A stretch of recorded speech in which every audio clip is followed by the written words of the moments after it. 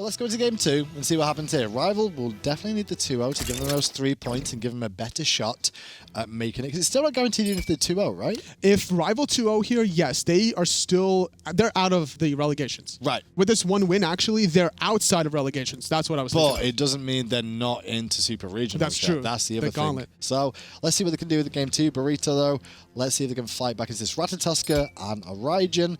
And there's a ban of that nice little Jingwei that we saw played there that, you know, respect ban from Rival. It was a little bit of an issue for Vote playing against the Jingwei. The amount of distance that she can cover between that Gust into the agility combination, not to mention that ultimate get out of jail free card. Vote not having any of that. So first pick over to Rival here, the Odin ban again. What is with the Odin ban? I'm just not so sold on it. I guess they've been playing Rival a bit, or they've heard about Rival running Odin, because they ran Vamana jungle, so Warriors. True. Yeah. That makes a little bit of sense, actually. I With guess. this Odin jungle, there's just so many gods that you could potentially run here that don't have that natural escape, and this Odin could be an absolute nuisance. And not only that, we were talking about in game number 1, how Muzen has been like that flavor of the month kind of pick, and Odin definitely shutting that down. Why is he not getting ganked? That's what I've not noticed. Like, every single one of these AMC games, is he too safe to gank? Is that what people are trying to say now? The problem is, Muzen, even if you do gank him, he's going to be dealing a lot of damage in return. Similar story to Anubis. Like, yeah, Anubis has no escape, but he'll do a lot of damage. Same case for Muzen. Okay, well, let's see what happens with this AMC this time around with the Artio locked in again. So Artio's starting to see a little bit more play. Not the greatest of results, though, overall. Probably, I think it's probably 50-50 without even looking into the statistics of Artio play so far in the Pro League.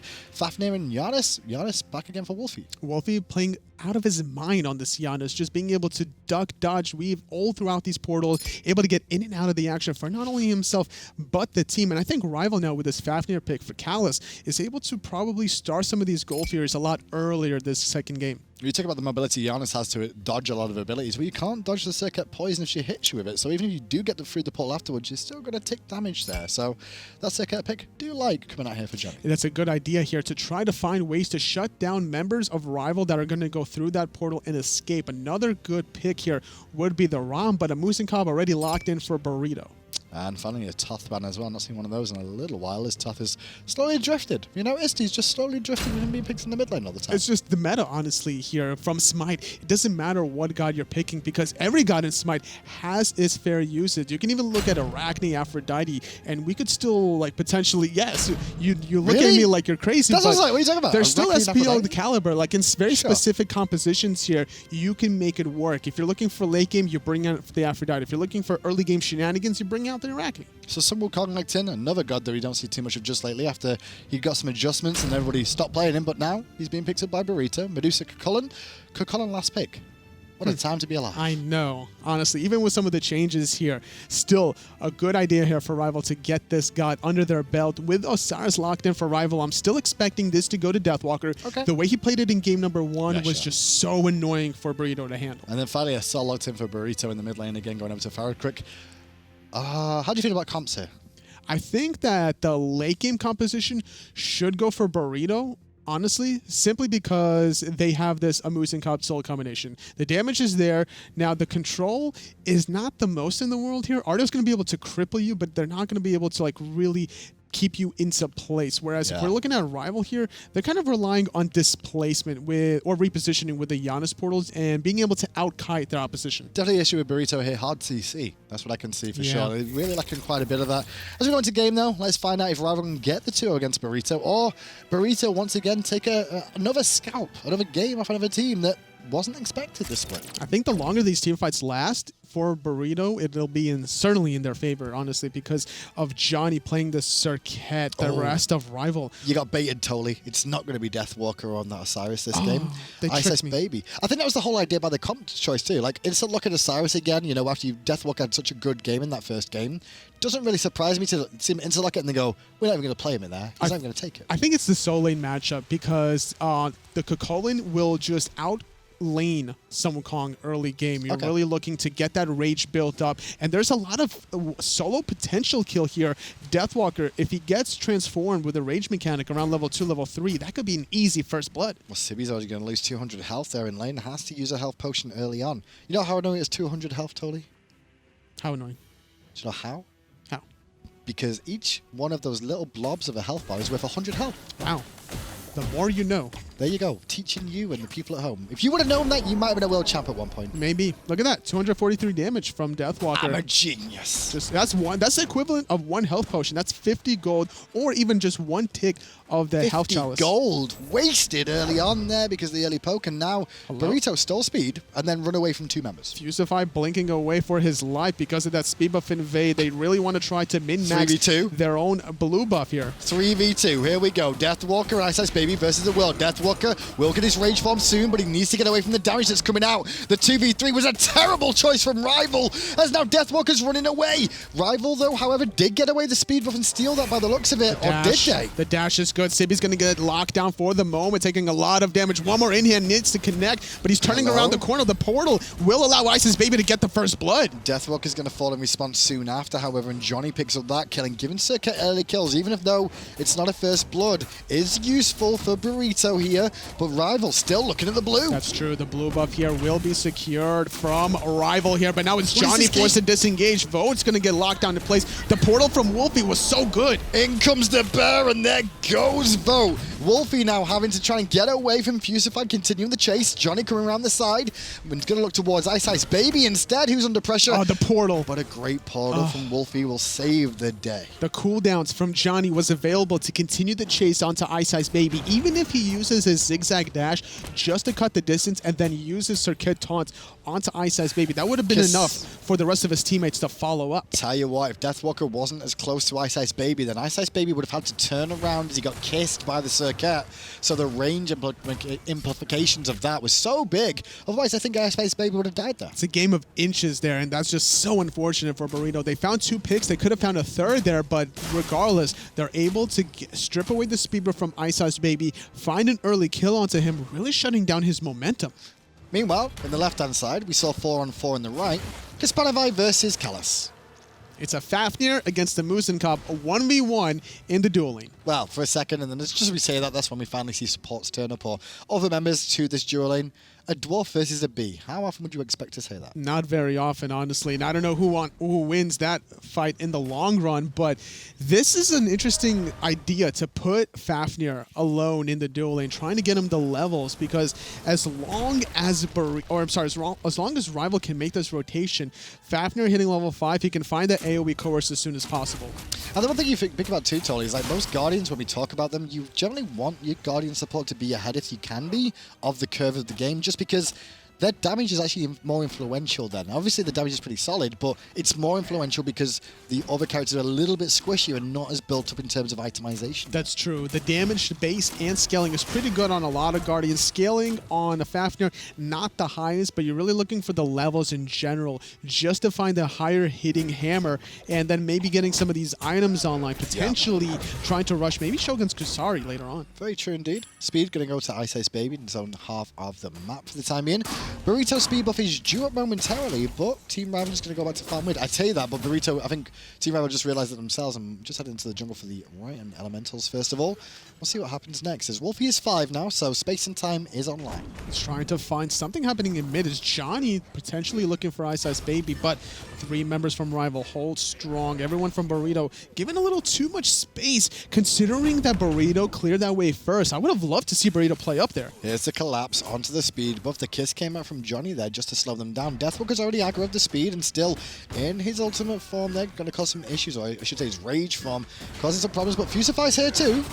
2-on-2 there until the rest of the teammates come. Burrito will secure their own speed buff. And Dzoni will pick that up quite happily. And blue is also now available for Burrito to look at again. Rival don't invest as much as last time, Tolly. They did get, they got a good engage off, but they still lost a couple of kills to the one they got themselves. Now I understand why Burrito didn't want to force the issue in the mid lane, was simply because they expected Rival to kind of make this rotation towards the speed buff, knowing when that timer was. And because we were talking about that matchup, Chulainn against Wukong favoring Deathwalker, he was able to make his presence there felt, but Burrito responding perfectly. And you could also see why Rival didn't aggress too much because Wlfy's actually low on mana here, so it means he wouldn't have been too much of an impact in these fights. Outside of maybe Space and Time or one unstable Vortex, he wouldn't have had the mana to really contest that, and so Burrito had that window to defend quite easily. And not only that, Wlfy still wants to finish off that Book of Thoth. Now completing it upon his first bag will have the luxury of building those stacks. Well, here we go. Vote forced to beads as Fusify looking to pressure. Ooh, nice the ultimate turnaround that hits Kespainify. Kespainify was late on the beads, and Callus can clean this up if he needs to, but Vote did all the work himself. He got caught with his pants down as Fusify runs away. Kespainify getting hit with that hot flick 180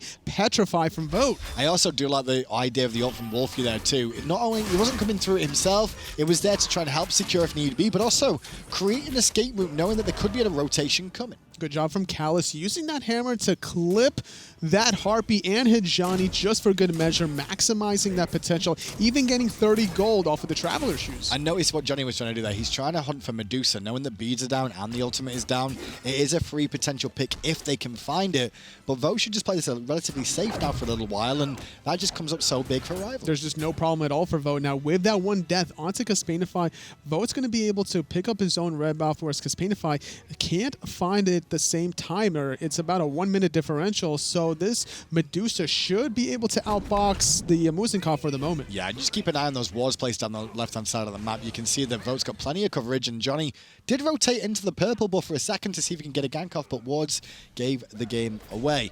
Pulled him as well for a while, yeah, but iceicebaby might not be up for very long at all because he took a lot of damage there, but the turnaround is fair play. Sibi going up in the cloud. He's probably going to land onto iceicebaby. Tether going to help him by the moment, but the portal from Wlfy keeping iceicebaby alive, not able to find it. He's going to get slow though. Oh, he got baited under the tower. That was all. That Wlfy played that so well. Not only did he do the portal to get him out, but then he stood in front of the bear and went, I'm just going to stand here. Don't mind me. Oh, you wanted to go and catch him? Oh, you can't catch him anymore. That body block from Wlfy prevented one of the ticks during the Druid stance third ability. If all 5 of those ticks connect, then iceicebaby will be rooted for that split second. And that could have been all he needed to find the kill. Fusify, very ambitious trying to find the kill. That was a hot play, though. That was really cool to watch. Wlfy did great work in that saving Deathwalker, sorry, iceicebaby I should say, from almost imminent death, and in the end, getting themselves a kill for it. But the question is now is Rival playing this Janus almost perfectly here. It might be revealing a little bit too much for the Gauntlet, showing how good Wlfy playing this Janus. I would expect a lot of teams to maybe respect ban Janus. Now hold on, I agree with you in one aspect, but I don't agree at the same time because Rival haven't had a great split. And this is do or die. So, like, every game they have to win, so you can't really hide strategies at this point, even though you would want to. Instead, you've got to go around killing bears as fast as you can. Can't run away with the chain locking him down. Deathwalker going to need one tick of the taunts there. Dzoni not able to fully commit under that tier 1 tower. Rival walk away cleanly, picking off Fusify. Space and time to the right-hand side. That's more to really help Deathwalker if need be, and if he does manage to pick up Sibi there, Deathwalker could have turned that on its head. In the end, it's down for now, and Dzoni's still lurking in the shadows once more.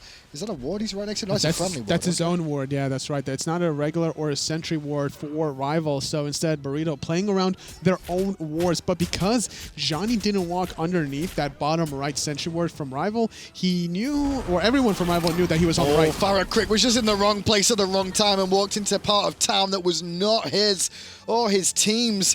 Instantly removed from the map. Even if you are solid, if you've got no beads, you can't hit disappariate. No, not at all. Dzoni, though, in a 1v2, he's forced to zigzag away from the tether. The rest of Rival clearing the mid wave. On the left-hand side, though, could be a little bit of trouble. Yeah, Fusify's dead again. This is not a good slash time for an Artio, that's for sure already, as Vote and Callus combining very well together on this left-hand side of the map.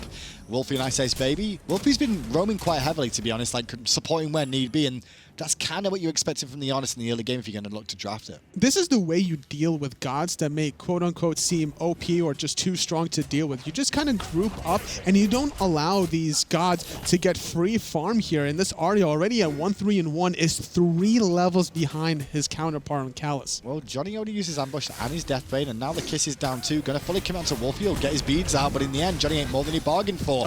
Pull to the rescue again for Wlfy, and the dot damage will not be enough.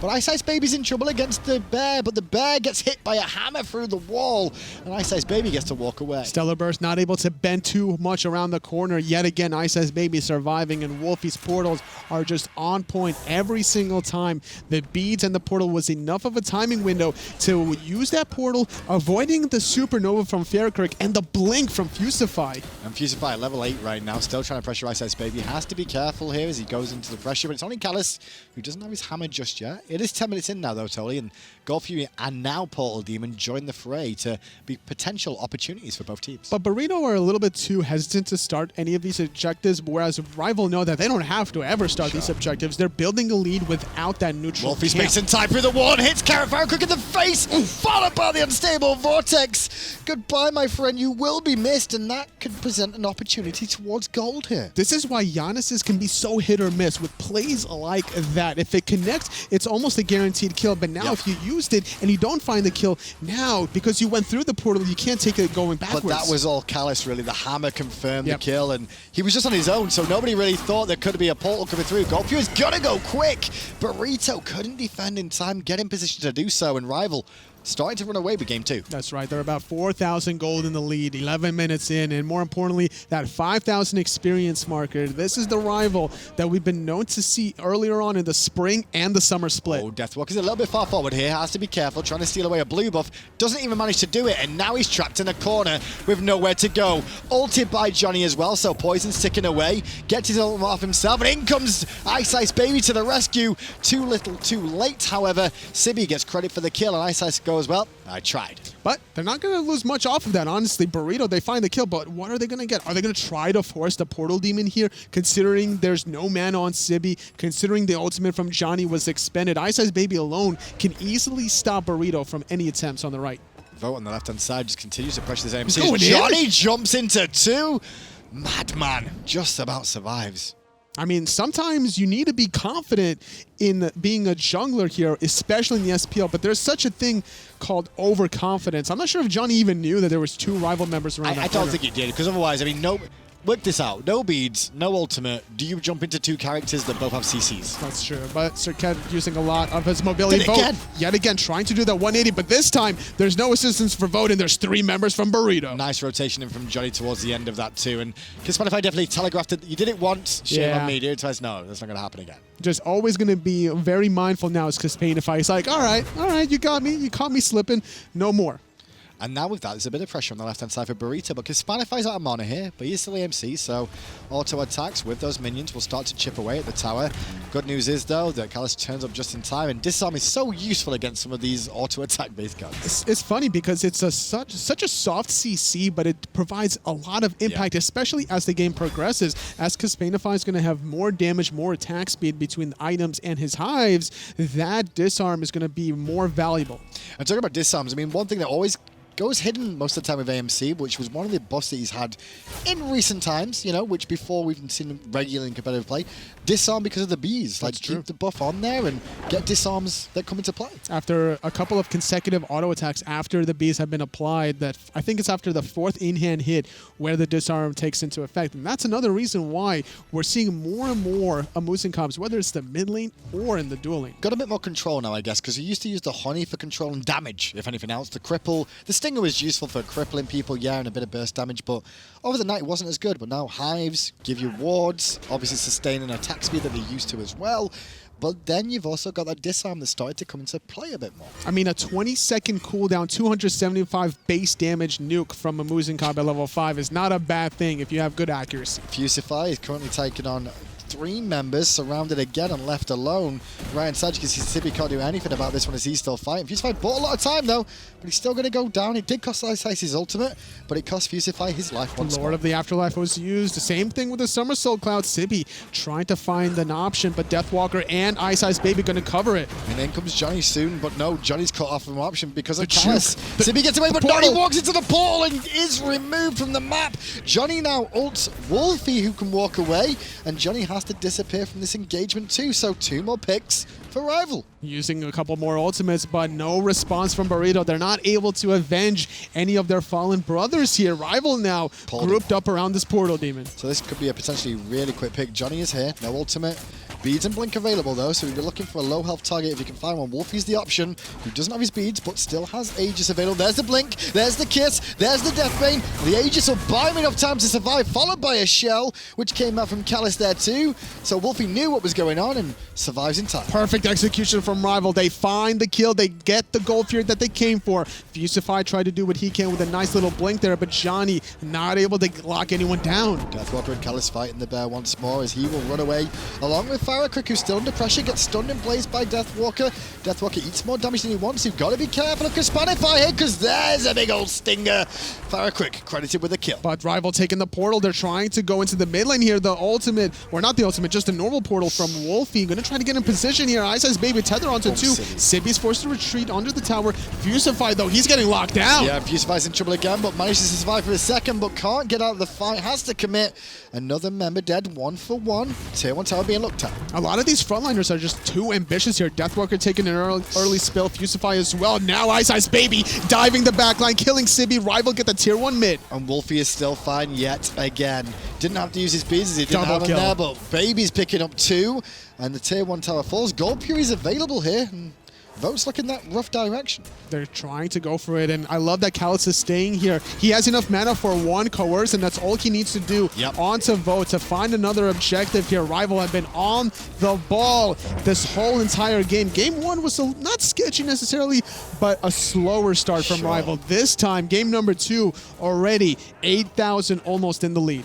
So what was the big telling point for Burrito this game? What went wrong for them? Because like Rival just seemed to have just run away from it from minute 4. So somewhere around 4 minutes, it just started getting out of control. It was the early game pressure around the speed and the blue buff here that Rival was able to do when the game started. And then 3 minutes, they tried again. They didn't get it off, but they found the plays elsewhere. That one play that Vote did earlier on to Kespainify bought him enough time to kind of shut down that lane for the most part. And then the rest of Rival, they know that they can Fusify more efficiently. And then Fusify was just getting caught over and over again, sitting at 1, 5, and 4. This 2-level lead from Callus bottom this the second relic slot, getting this girdle. iceicebaby looking to zone away 3, has Callus in support now, who gonna get stunned out by Fusify there, but no more than that.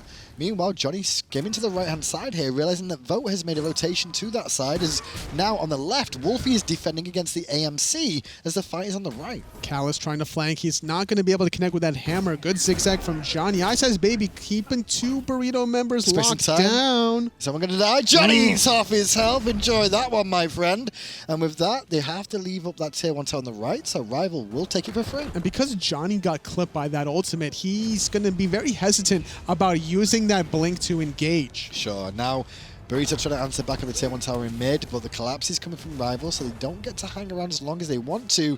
And even with AMC now rotating over, it's freed up Wlfy, and that means Dzoni's under pressure. Dzoni will get away. iceicebaby caught in an awkward spot. No ultimate, but he took a lot of damage. Fusify is going to go on to Wlfy doing what he can. FaraKrik's in trouble on the top-hand side. There's not much peel. And there's an ultimate out from Vote. He will pick up FaraKrik, but gets ulted himself too. Dzoni looking to Deathbane through, but the Aegis and a shell will buy him a moment. Deathwalker now joins the fray. Kespainify the focus, which is the B in trouble. B's going to fall down here any second, as you did see. Dzoni falls back to base one more time. Thorns into B's equals no more B. Vote versus Fusify, and Vote will take that kill once more. Fusify just too far behind. Sibi in a little bit of trouble, but the unstable Vortex not on the mark. However, 2 Rival members surrounding the Sun Wukong. That's only 1 dead from Rival, 4 for Burrito. iceicebaby getting maximum value from his life. 18-6, and Vote's just going to have a nice little chill in the jungle for a moment or two and realize what we just saw happen. That's exactly what Fusify has been doing incorrectly this whole game, just overextending so far forward,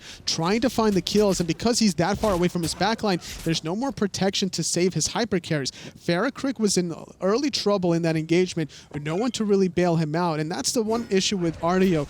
You can be aggressive, sure, and find the kills, but if you're going to be that aggressive, you have no backline protection. Well, you need support, totally. Like in the early stages of the game, at least until like you've got almost like halfway to full build, if not full build in Artio, that's when you consider a team of 5. Like that's where people show off with Artio, because you're nice and tanky and healthy and can sustain for a while. But in the early game, not the case. Being, for example, 5 levels behind the carry in Medusa. You can't really take those trades. That's why a lot of Artios will go into solo lane. Fusify yet again in a lot of trouble, forced to retreat through space and time, almost clipping in both though, taking an early spill. Fusify has to blink over the wall back to safety. Dzoni pinned in an awkward spot too, but still playing the Serqet, should slip away with the speed buff. Deathwalker though, having to run for his life, portal to the rescue. Last portal closes in his face. Well, the stun from Callus is so good. He's now going into the cloud. He can't cut the distance to lock down Deathwalker. Only Vote falling. Callus is probably one of the best uses of the hammer on Fafnir than anyone I've seen. It's such a difficult ability to connect. He's so accurate with it, and that's why people are so scared of him, because he just does that so many times. And not only does he just normally connect with the hammers, but it's the timing of when he connects, interrupting abilities with that stun. He basically just embodies being a dwarf and a dragon, it feels like. That's the problem. Fusify gonna try and zone in Wlfy, and Wlfy's rooted in place, gonna eat a bit of poke damage, but not enough Aegis. Bought Wlfy a moment, but he's blocked off from getting to his ball. Jukes him in, jukes him out, gets away. Iceicebaby, he's the one under pressure, but the tether and the unstable vortex is gonna allow them to turn this around, and in comes Deathwalker now too, as Iceice is just trying to get away from Dzoni. Does so for a little while as the minions come through. He's kiting. He's kiting so much. Still dead. The threshold giving him the mobility that he needs. Dzoni, he's not done yet. He gets baited. Rival finding 1, 3 now actually. Make that 4. Only Kespainify is alive, and he's in the fountain. Real shame to see some of the members of Burrito who have had good performances through this year, on and off, taking games of energy, have a game like this in their final week. You know, that's just unfortunate play where they just too many times this game where the people have got away with low health that should never have lived. Never have lived. Never in a million years, but Rival, they're just so elusive this game. And we're talking about Wlfy playing this Janus, whether it's the portals or the threshold. There was a portal on the ground that Dzoni had to kind of sidestep to prevent himself from going up and down through the cosmos. And then the threshold that he couldn't go through either. Yeah. Those two abilities, they might not seem like they cover much distance or anything, but they make a huge difference. Now, obviously, hi to the Urchin online for Wlfy. I'm just going to mention it because obviously everyone will be talking about it, because I see it too. Obviously, it's fully stacked, and having a healthy Janus, he's not going to do that much damage. He's doing consistent damage because he's not dying, is the real key, hitting those through space and times. But his actual support for his team is just so strong this game too. Being a tanky version of it too just makes it even trickier to do. It's all about the utility. There's been a lot of times and situations Dzoni trying to do what he can against a level 17 Osiris with a lot of health. Speed buff on this Osiris. You can zigzag away all you want, but it's all a bait here because Rival are getting this Phoenix guaranteed on the right. Here's the chase. Run, Dzoni, run. Iceice is coming, and he's got Talaria boots and a speed buff. You might be Serqet, but I think that trade could have been really fun to watch because I think it was really close. It could have been whatsoever, though. Keep going. Dzoni actually gets interrupted. iceicebaby, he's not going to let this go. He kites him backwards underneath. Johnny's probably going to try to go down to this tower here, but the blink out of combat for 3 seconds. But iceicebaby's out of combat too. Yeah, iceicebaby. Why did you take away from the fight? Why does he die to thorns? Die to the thorns! Die to the... No, he's not going to. Mystical male kills? No. Go on, Iceice. Hey, we got him. Meanwhile, Sibi takes to his cloud defensively, going to reach on a little bit outboard there. But Fusify surrounded again. His thorns are now used defensively, but Sibi eats a hammer again. Or rather, the hot breath of Kespainify going to get stunned out there in the backline. iceicebaby wrapping around. Wlfy going through the portals to separate is good enough from FaraKrik. They're still kiting around as the tier 2 tower gets aggressed on. Okay, Kespainify will pick up Callus there. Bought up too much more than he could chew, but Fusify's going to fall, followed by Kespainify's juking around, but walks through a portal from Wlfy. And there's another man lost. FaraKrik's next on the list, and that will be a deicide any moment now. Vega's going to buy him some time. Wlfy with the unstable vortex. Tier 2 fell. Right Phoenix fell earlier. Mid Phoenix will fall as well. It's only Dzoni alive here, as the Titan is not going to get aggressed on here. Rival going to play very safe as Callus has been dead. Interesting to see that back in there. I think it's because Deathwalker DC'd. You can see it on the left-hand side. So I was like, why wouldn't they end there? But pause, get the teammate back first of all before they close out the game. They do have 5 minions on the right-hand side too, totally coming in because they got Phoenix a little bit earlier on. So Rival looking good for 2-0 right now. Oh, they're looking so good for this 2-0. This is so important for Rival. If they get these... What's that point to? If they close this game out 2-0, they're going to be at 8 points. Okay. Energy is going to be their next and last opponent, and Energy is at 6 points. And to think that either of these two teams, between Rival and Energy, will not make Super Regionals is just almost unheard of. Definitely possible. Definitely possible. And that's the crazy thing, because 2 teams will be in the gauntlet for sure. Yes. And only 1 can come out of the gauntlet. Man. The fact that Elevate found the one victory against Obey just shakes everything up, even for Rival. Well, even though that happened, like Elevate were already third anyway, but you didn't expect them to take a game off Obey because nobody has, right? Nobody has. Nobody has. So, that was their first loss in this entire fall split. And to do it to Elevate, who were in that position already, where they were in a nosebleed section already, that's crazy to see that. Very impressive play from Elevate, and also a very good cleanup performance from Rival between Game 1 and Game 2, also between Week 4 and Week 5 here. This is the Rival we've been used to seeing. Now, over to the left-hand side go Rival. Only reason for this is it's the only Phoenix that still stands. Keep an eye on Wlfy. He's having a fantastic game so far. And he also has the ultimate that can travel across the map. And with the level difference between some of these characters, he could potentially one-shot at this point. 8-0 and 11 on this Janus. So difficult to kill him between those thresholds and the portals, not to mention that height of Urchin. He hasn't had a single death this entire game, and it's just Burrito that's been on the back foot this whole game. All Burrito grouped on the left-hand side, but two go towards mid to deal with iceicebaby, Fusify and Dzoni specifically, but Fusify's in a bit of trouble now as he gets hit by the tether. Meanwhile, someone in more trouble is Sibi. Already dead, didn't get to use his ult, space and time got fly by Wlfy, didn't find a pick there whatsoever. Meanwhile, Dzoni in the back, he's looking to try and clean up kills, won't be able to find a single thing. Instead, he gets beat up by minions as Fusify falls for his 9th death and probably final of the game. 2 dead members from Burrito. 5 stand strong from Rival. No more Fire Giant buff, but they have the Fire Minion wave. The stun from Vote onto Kespainify. Titan gonna take some damage, already have health. And this should be the final call here as still everybody on Rival alive for a second. Deathwalker will live just in time. 30-9. Rival take the 2-0 over Burrito. Very important victory for Rival, because now, like we talked about at the end of that game, this puts Rival at 8 points, energy sitting at 6, but now with this 2 loss from Burrito, they're guaranteed to go get relegated. So Burrito will be relegated this season. Only 6 teams will make it through to Pro League next year. Burrito won't be one of them. Pappies still have a small chance, I believe, but we'll have to see how they do later on this week. That's it for Europe. It's time to throw over to the desk to recap the games and probably show you the standings. Thank you very much, Hindu and Toli. I'm Aggro, joined by Taco on the desk. And we will have EU standings for you in just a moment. But man, what 2 important sets. Rival, that was absolutely critical that they come out with 3 points there. Rival had to finally put their foot down and come out with a 2-0 victory. It's just one of those things where they couldn't afford to take any more of those splits. We've already seen a couple of unexpected ones from this team, and they've had a really rough time to split. Well, even though the Rival came into the day in 6th place, let's take a look at the standings. Rival jumps up and actually has put themselves in a pretty good spot. Speaking of good spots, how about Elevate? They give Obey their first loss, all fall split long, and now with their matchup against Valence, now Valence needs to 2-0 Elevate in order to break into that top 4. That is going to be such a critical set for both of those teams, and I don't think either side really wants to take their chances. Elevate has tried for so long to try and make themselves as one of those top contenders in Europe. This could finally be the split where they see them have breakthrough. Well, let's take a look at the schedule and see what you've seen so far today and what you're going to see. And shortly, we've got Elevate and Obey. They went 1-1, as we mentioned, and then Burrito and Rival, the set that we just saw, very critical for Rival to get these 3 points, the 2-0 victory. But it wasn't as easy as I think that at the beginning of the split, at least, you may have expected. Wlfy in Game 2 starts it off with a really nice bait that kind of sets the tone again, because Rival, when you look at the overall scoreboard, yes, it looked like Rival was dominant throughout. But overall, this was a fairly close set.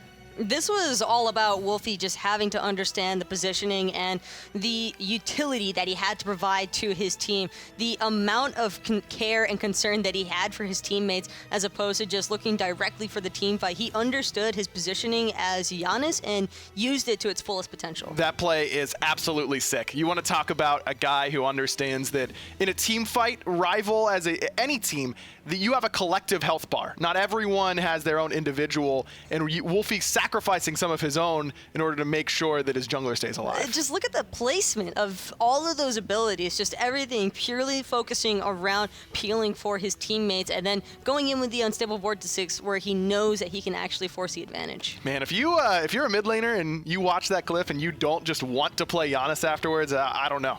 Every time I see plays like Wlfy can put out on this Janus, it just makes me want to go play that character.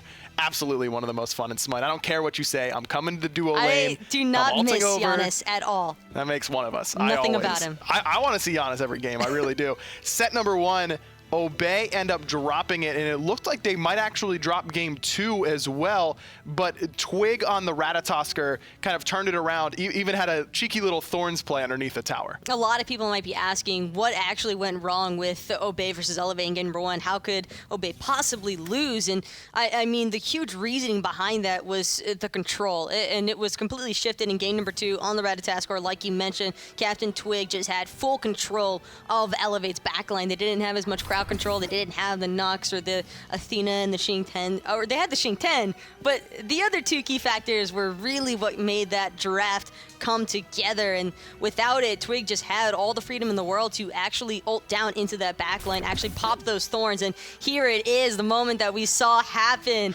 with Death Panther whacking himself into death. Outskilled and outplayed by Captain Twig. I mean, look at it. He hit the skill shot of his active button. All jokes aside, that was a pretty nice play by Twig. And Obey as a whole, I tweeted about it. I don't think it's very often that Obey gets caught off guard during picks and bans, and the team can kind of dictate what they want the opposition to do, because that's the part of picks and bans that I think it goes undersold for the fans at home, and is that, yes, you know what you want to take, and you know what the opposition wants to take, but there's kind of a bluff. You got to bluff and say, we're gonna try and pick this here, and usually Hazer is top tier. For my money, the best picks and bans guy in the league. And this is the first time in a long time that Obey just got straight up outdrafted, because Elevate got literally every single pick that they wanted. And that's kind of the next thing that I was just about to bring up. It's just that Elevate legit just had not only comfort picks to their advantage, but that was probably the best example I can think of that I've seen in the SPL for a while now, where it comes down, the game purely comes down to drafting, and there was nothing that really could have been done differently as far as Obey was concerned with their mechanics. Throughout game number 1, it was all in favor of Elevate's great draft. Well, you got to give credit to Obey and Hazer. They bounce back and really make quick adjustments. So that's where, you start thinking about these lands, the long best of 3, best of 5 series. Hazer is going to be a big asset to that Obey group and how they can adjust, and having that coach outside of the realm of the game, so important for these teams, especially to adjust at LAN. That's